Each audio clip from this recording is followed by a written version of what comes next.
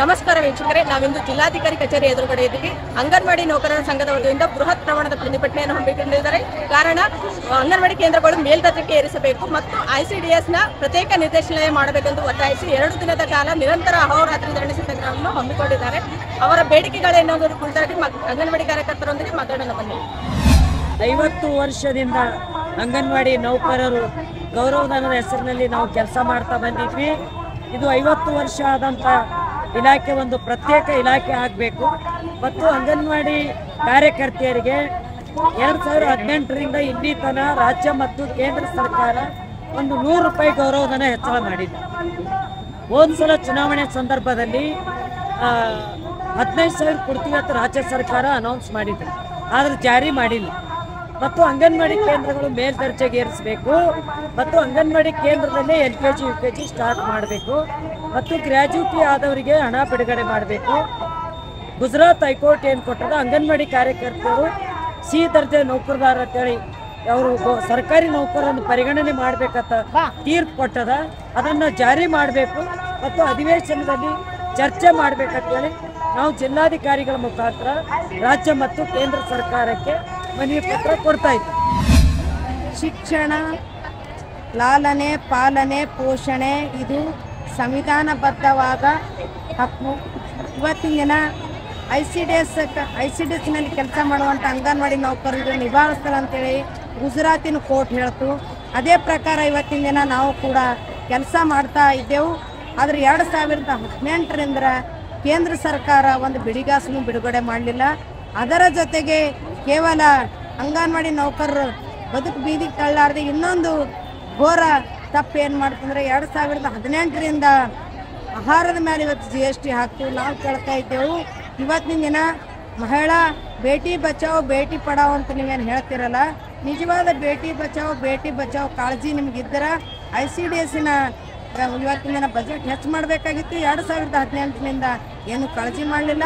ಅದರ ಜೊತೆಗೆ 1948ರಲ್ಲಿ ಒಂದು ಕಾನೂನು ಏನು ಹೇಳ್ತಂದ್ರೆ 4 ತಾಸಿನಕ್ಕಿಂತ ಹೆಚ್ಚಿಗೆ ಯಾರು ದುಡಿದಾರೆ ಅವ್ರಿಗೆ ಕನಿಷ್ಠ ಕೂಲಿ ಕೊಡ್ಬೇಕಂತ ಹೇಳ್ತು. ಅದು ಕೂಡ ಜಾರಿ ಮಾಡಲಿಲ್ಲ.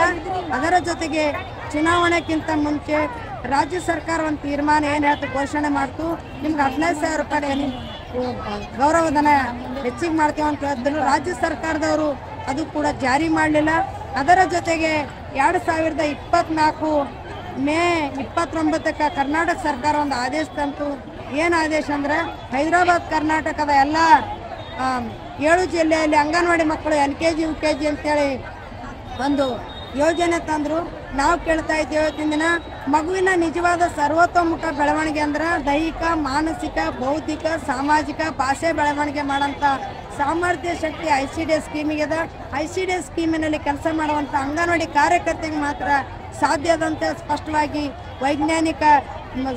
ವಿಜ್ಞಾನಿಗಳು, ಸಲಹೆಗಾರರು, ಬುದ್ಧಿಜೀವಿಗಳು ತೀರ್ಮಾನ ಮಾಡ್ರ ಕಂಡು ಹಿಡ್ದಾರೆ. ಹೆಂಗಂತಂದ್ರೆ ಗುಲ್ಬರ್ಗಕ್ಕೆ ಮೊನ್ನೆ RC ಅವರು ಒಂದು ಅಂಗನವಾಡಿಗೆ ಭೇಟಿಯಾದಾಗ ನಡೆದಂಥದ್ದು ಪ್ರತ್ಯೇಕ ನಿಮ್ಗೆ ಘಟನೆ ಹೇಳ್ತೀನಿ. ಏನಂದ್ರೆ 1ರಿಂದ 10 ಮಗ್ಗಿ ಸಂಖ್ಯೆ ಓದಬೇಕಂತ ಹೇಳಿದಾಗ LKG UKG ಪ್ರೈವೇಟ್ ಸ್ಕೂಲಿಗೆ ಹೋದ ಮಗುನು ಒಂದಿತ್ತು, ಅಂಗನವಾಡಿದ ಮಗುನು ಒಂದಿತ್ತು. ಈ ಮಗು ಏನು ಮಾಡ್ತಂದ್ರೆ ಅದು 1 2 3 4 5 6 10 ಅಂತ ಹೇಳ್ಬಿಡ್ತು. LKG UKG ಪ್ರೈವೇಟ್ ಕಲ್ತಿದ್ದು. ಆದರೆ ಅಂಗನವಾಡಿ ಮಗು ಏನು ಹೇಳ್ತಂದ್ರೆ 1 ಅಂದಲ್ಲಿ 1 ಹಳ್ಳ ಇಡ್ತು, 2 ಅಂದಲ್ಲಿ 2 ಹಳ್ಳ ಇಡ್ತು, 3 ಅಂದ್ರೆ ಇದು ಮಗು ಸಂಖ್ಯೆ ಪರಿಚಯನ ಮಾಡಿಕೊಡ್ತು, ವಸ್ತುಗಳ ಪರಿಚಯನ ಮಾಡಿಕೊಡ್ತು. ಮಗುವಿನ ಸರ್ವತೋಮುಖ ವಯಸ್ಸಿಗೆ ಅನುಗುಣವಾಗಿ ಬುದ್ಧಿ ಬೆಳವಣಿಗೆ ಮಾಡೋಂಥ ಒಂದು ಯೋಜನೆ, ಸಾಮರ್ಥ್ಯ ಶಕ್ತಿ ICDS ಯೋಜನೆ ಅನ್ನೋದ. ಅದು ಅಂಗನವಾಡಿ ಕೇಂದ್ರದಲ್ಲಿನೇ ಕಲ್ತಿದ್ದ ಮಗು ಏನೆಲ್ಲ ಆಗಕ್ಕೆ ಸಾಧ್ಯ ಅದ ಅಂತೇಳಿ ಸ್ಪಷ್ಟವಾಗಿ ಈ ಒಂದು ಸಂಶೋಧನೆಯಲ್ಲಿ ಕಂಡುಹಿಡಿದೆವು. ಅದಕ್ಕಾಗಿ ಕರ್ನಾಟಕ ಸರ್ಕಾರ 2024 ಜೂನ್ ಕೆಲವೊಂದು ಶಾಲೆಗಳು ಓಪನ್ ಮಾಡಿದ್ರು. LKG UKG ಅಂಗನವಾಡಿದಾಗೆ ಬೆಂಗಳೂರಿನಲ್ಲಿ ನಾವು ಕೇಳ್ತೇವೆ. ಮಾಡಿದಕ್ಕಾಗಿ ಸ್ವಾಗತದ 3,50,000 ರೂಪಾಯಿ ಖರ್ಚು ಮಾಡಿ ಊಟ, ಬಟ್ಟೆ, ಕೆಲವೊಂದು ಆಟ ಪೀಠೋಪಕರಣ ಎಲ್ಲ ಕೊಟ್ಟರು. ಅದೇ ರೀತಿ ಕರ್ನಾಟಕ ರಾಜ್ಯದ ಕೂಡ ಎಲ್ಲ ಅಂಗನವಾಡಿ ಕೇಂದ್ರದ ಕೂಡ ಆ ಬಜೆಟ್ ಕೊಡಬೇಕು ಅಂದಾಗ ಮಾತ್ರ ಸಾಧ್ಯ ಆಗ್ತದೆ. ಬರೀ ಬಾಯಲ್ಲಿ ಹೇಳಿದ್ರೆ ಆಗಲ್ಲ. ಅದಕ್ಕಾಗಿ ಈಗ ಅಧಿವೇಶನ ನಡೆದದಲ್ಲ, ಅದು ಸೀರಿಯಸ್ ಆಗಿ ಕರ್ನಾಟಕದ ಎಲ್ಲ ಶಾಸಕರು, ಸಚಿವರು ಅದು ಚರ್ಚೆ ಮಾಡಬೇಕು.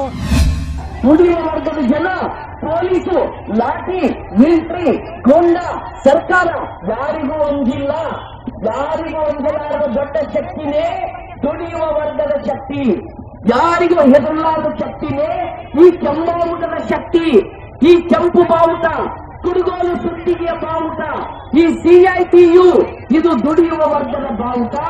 ಈ ಬಾವುಟವನ್ನ ಎತ್ತಿ ಹಿಡಿದವರು ಯಾವ ಕಾರಣಕ್ಕೂ ಯಾರಿಗೂ ಅಂಜಲ್ಲ ಅಂತನ್ನೋದು ಈಗಾಗಲೇ ನೀವು ಸಾಬೀತು ಮಾಡಿದ್ದೀರಿ ಅಲ್ಲ. ಹಂಗಿದ್ದಾಗ ಇವತ್ತು ಚಳಿಗಾಲದ ಅಧಿವೇಶನದೊಳಗ ಬೆಳಗಾಮದೊಳಗ ಸರ್ಕಾರ ಅಧಿವೇಶನ ಮಾಡ್ಲತ್ತದ. ಮುಖ್ಯಮಂತ್ರಿ ಹಿಡ್ಕೊಂಡು ಎಲ್ಲರೂ ಅಲ್ಲಿ ಯಾರವರು 5 ವರ್ಷಕ್ಕೊಂದ್ಸರ್ತಿ ನೀವು ಅವರಿಗೆ ಓಟ್ ಹಾಕಿ ಗೆಲ್ಲಿಸಿ ಕಳಿಸಿದ್ರಿ. ಓಟ್ ತಗೊಂಡು ಹೋದವರು ಯಾರು ಅಂತ ಕೇಳಿದ್ರ ನಮ್ಮ ಹಣೆ ಬರ ಬರೆಯವರು. ಶತಿಗೆವ್ವ ನಮ್ಮ ಹಣೆ ಬರ ಬರೆಯಲ್ಲ. ನೀವು ಎಷ್ಟೋ ದೇವರಿಗೆ ತೆಂಗಿನಕಾಯಿ ಒಡೆದಿಂದ ಬಂದಿರಬೇಕು, ದೇವರು ಪಾಪ ನಿಮ್ಮ ಹಣೆ ಬರ ಬರೆಯಲ್ಲ. ಅಲ್ಲಾ ಇರ್ಬೋದು, ಜೀಸಸ್ ಇರ್ಬೋದು, ಹೌದಾ, ಯಾವುದೇ ದೇವರುಗಳಿರ್ಬೋದು, ಪಾಪ ಈ ದೇವರು ಯಾರು ನಿಮ್ಮ ಹಣೆ ಬರ ಬರಲಿಲ್ಲ. ನಿಮ್ಮ ಹಣೆ ಬರ ಬರೆಯವರು ಯಾರು ಅಂದ್ರ 5 ವರ್ಷಕ್ಕೊಂದ್ ಸರ್ತಿ ಎಲೆಕ್ಷನ್ ಒಳಗ ಓಟ್ ಹಾಕಿ ನೀವು ಕಳಿಸ್ತೀರಲ್ಲ, ಅವರು ನಿಮ್ಮ ಹಣೆ ಬರ ಬರೆಯವರು ಅಲ್ಲಿ ಮ್ಯಾಲ ಕೂತಾರ ಅಧಿವೇಶನದ ಒಳಗರ. ಆದ್ರ ಇಲ್ಲಿ ತನಕ ಅವರು ಯಾರಿಗೆ ಒಳ್ಳೇದು ಮಾಡ್ಯಾರ, ಯಾರಿಗೆ ಕೆಟ್ಟದು ಮಾಡ್ಯಾರ ಅಂತ ನೋಡಿದ್ರ ಅವರು ಒಳ್ಳೇದು ಮಾಡಿದ್ದು ಅದಾನಿ ಅಂಬಾನಿ ಅಂತ ದೊಡ್ಡ ದೊಡ್ಡ ಸಾಹುಕಾರ ರೀತಿ, ದೊಡ್ಡ ದೊಡ್ಡ ಕಾರ್ಪೊರೇಟ್ಗಳಿಗೆ ಅವ್ರಿಗೆ ಒಳ್ಳೇದು ಮಾಡ್ಯಾರ. ದುಡಿಯ ಮಂದಿಗೆ ಒಳ್ಳೇದು ಮಾಡಿಲ್ಲ, ಇವತ್ತಿಗೂ ಮಾಡಿಲ್ಲ. ನಮ್ಮ ಕಷ್ಟದ 2 ನಮನೆ ಕಷ್ಟ ಅವ ನಿಮಗ. ಒಂದು ಈ ಸ್ಥಳೀಯ ಸಮಸ್ಯೆಗಳವ, ಸ್ಥಳೀಯ ಸಮಸ್ಯೆ 100 ಪಟ್ಟಿ ಮಾಡಿದ್ರ ನೀವು ಅದು ಬಹಳ ದೊಡ್ಡ ಪಟ್ಟಿ ಆಗ್ತದ. ನೀವಿಲ್ಲಿ ಮಾತಾಡ್ಬೇಕಾದ್ರೆ ಎಲ್ಲರೂ ಸಹಿತ ನಾಳೆ ತನ ನೀವು ಇಲ್ಲಿ ಇರ್ತೀರಿ, ಆ ಸ್ಥಳೀಯ ಸಮಸ್ಯೆಗಳ ಬಗ್ಗೆ ಮಾತಾಡ್ರಿ ನೀವು. 2ನೇ ಸಮಸ್ಯೆ ಅದ ರಾಜ್ಯ ಮತ್ತು ಕೇಂದ್ರಕ್ಕೆ ಸಂಬಂಧಪಟ್ಟಂತಹ ಸಮಸ್ಯೆ. ಇವತ್ತು ಗುಜರಾತ್ ಹೈಕೋರ್ಟ್ ಒಂದು ತೀರ್ಪು ಕೊಟ್ಟದ. ಏನ್ ಕೊಟ್ಟದ? ಅಂಗನವಾಡಿ ಟೀಚರ್, ಅಂಗನವಾಡಿ ಹೆಲ್ಪರ್ ಇವರಿಗೆ ನೀವು ಸರ್ಕಾರಿ ನೌಕರರಂತ ಪರಿಗಣಿಸಬೇಕು ಅಂತ ಹೇಳೋದಿಲ್ಲ. ನಮ್ದು ದೇಶ ನಡೀಲಿಕ್ಕ ಬಾಬಾ ಸಾಹೇಬ್ ಅಂಬೇಡ್ಕರ್ ಅವರ ಸಂವಿಧಾನದ ಪ್ರಕಾರ 3 ಪಿಲ್ಲರ್ಗಳ ಮ್ಯಾಲ, 3 ಕಂಬದ ಮ್ಯಾಲ ನಮ್ಮ ದೇಶ ನಡೀತದ. ಅದು ಕಾರ್ಯಾಂಗ, ನ್ಯಾಯಾಂಗ, ಶಾಸಕಾಂಗ. ಶಾಸಕಾಂಗ ಈಗ ನೀವು ಅಧಿವೇಶನ ಮೀಟಿಂಗ್ ಮಾಡ್ಲತ್ತಲ್ಲ, ಅವರು ಕಾರ್ಯಾಂಗ ಅಂದ್ರ ಇಲ್ಲಿ DC ಆಫೀಸು, SP, ನಿಮ್ಮ ಡಿಪಾರ್ಟ್ಮೆಂಟು, ಸರ್ಕಾರಿ ನೌಕರಿ ಆಫೀಸ್ಗಳು, ಇವೆಲ್ಲ ಕಾರ್ಯಾಂಗ. ಹೌದಾ? ನ್ಯಾಯಾಂಗ ಅಂದ್ರ ಕೋರ್ಟು, ಕಾನೂನು ಪ್ರಕಾರ ನಡೆದಿಲ್ಲ ಅಂದ್ರ ಸರ್ಕಾರಕ್ಕೂ ಕಿವಿ ಹಿಡಿದು ಹೇಳುವ ಹಕ್ಕು ಕೋರ್ಟಿಗದ. ಜನ ತಪ್ಪು ಮಾಡಿದ್ರ ಜನರಿಗೂ ತಪ್ಪು ಅಂತ ಹೇಳೋದು ಹಕ್ಕು ಕೋರ್ಟಿಗೆ ಅದ. ಸೊ ಕೋರ್ಟ್ ಇವತ್ತು ಹೇಳ್ಯದ, ಗುಜರಾತ್ ಕೋರ್ಟ್ ಹೇಳ್ಯದ. ಏನ್ ಹೇಳ್ಯದ? ಅಂಗನವಾಡಿ ತಾಯಂದಿರನ್ನ ಕಮ್ಮಿ ರೊಕ್ಕ ಕೊಟ್ಟು ಪುಗ್ಸಟ್ಟೆ ದುಡಿಸ್ಕೊಳ್ಳೋ ಕೆಲಸ ಬಿಡ್ರಿ. ಕೇಳಿದ್ರಲ್ಲ ವೀಕ್ಷಕರೇ, ಅಂಗನವಾಡಿ ನೌಕರರ ಬೇಡಿಕೆಗಳು ಏನನ್ನೋದು ಕುರಿತಾಗಿ ಸಾಕಷ್ಟು ಮಾಹಿತಿಗಳನ್ನು ಕಲೆ ಹಾಕ್ತೇವೆ. ಈ ದಿನ .com ಜೊತೆಗೆ ಗೀತಾ ಹೊಸಮನಿ. ನಮಸ್ಕಾರ. ಮತ್ತಷ್ಟು ವಿಶೇಷ ವಿಡಿಯೋಗಳನ್ನು ನೋಡಲು ಮತ್ತು ಹೊಸ ವಿಡಿಯೋಗಳ ಬಗ್ಗೆ ತಿಳಿಯಲು ಈ ದಿನ .com ಯೂಟ್ಯೂಬ್ ಚಾನೆಲ್ ಸಬ್ಸ್ಕ್ರೈಬ್ ಮಾಡಿ ಮತ್ತು ಬೆಲ್ ಐಕಾನ್ ಕ್ಲಿಕ್ ಮಾಡಿ.